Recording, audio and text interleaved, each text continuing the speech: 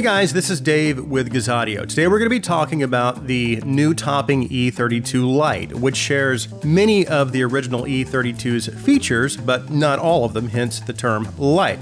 Now, if you've been watching my reviews for a while, you'll know I'm a pretty big fan of topping, and one of my go-to stacks is the E70 Velvet and the L70 stack. And of course, I also have the original L50, E50, L32, E32 stack as well, which I do have set up in my office along with several other stacks, but the original E32 is a very solid DAC for the price, and I felt was already a great value at $150. And of course, I always welcome opportunities to save money, but the E32 Lite makes an already great value even better. And we will get into that, but first let's go over what's included in the box with the E32 Lite. Of course, we have the DAC itself. It also comes with a remote, a USB power cord, and a USB cable for the audio signal.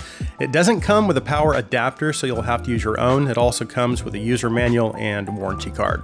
As for price, specifications, and design, the E32 Lite comes in at a very affordable $99, which again is $50 less than the original E32. It's a compact desktop style DAC. It uses the same AKM AK4493S DAC chip as the original E32. However, they've reduced it from dual chips down to a single chip configuration. It can decode basically all of the same common high bitrate audio formats as the E32, like DSD512 and 32-bit PCM. The E32 Lite has a slightly lower signal-to-noise ratio at 121 dBs compared to the E32's 123 dBs, and it also has a lower dynamic range at 121 dBs down from 123 dBs. But these numbers are still really good for this price range. Now, the E32 Lite also carries over the same LNRD noise filter that helps to minimize noise you might get from the 5-volt power supply.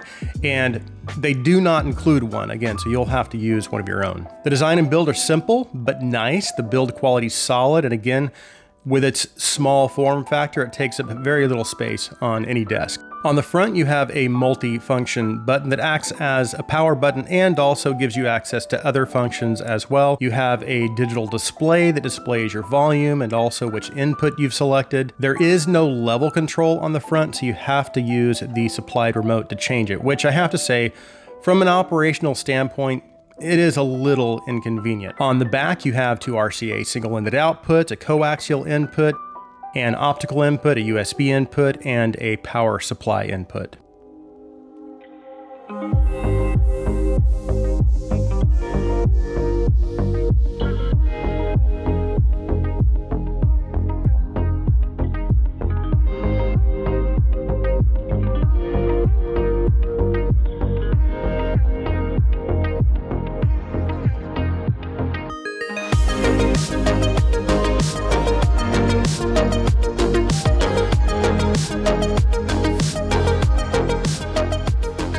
Okay, let's talk about the sound of the E32 Lite. So as I had mentioned, this supports all of the same more common higher bitrate audio formats as the original E32, and it even implements some of the same filter options and noise reduction features, but one of the primary differences is its use of a single DAC compared to the E32's dual DAC configuration. And as far as how that all translates into actual sound differences between the two, I have to say, when paired with the L32, I didn't really hear that much of an improvement with the L32 over the L32 Lite. As a matter of fact, they sounded virtually identical. That being said, I did seem to hear maybe a slight improvement in dynamics and general performance when I paired it with my L70 amplifier. And I don't know if that's a good thing for the E32, but it's definitely a very good thing for the E32 Lite because you're going to get almost the same sonic performance for substantially reduced cost. So that should tell you a lot right there how good of a value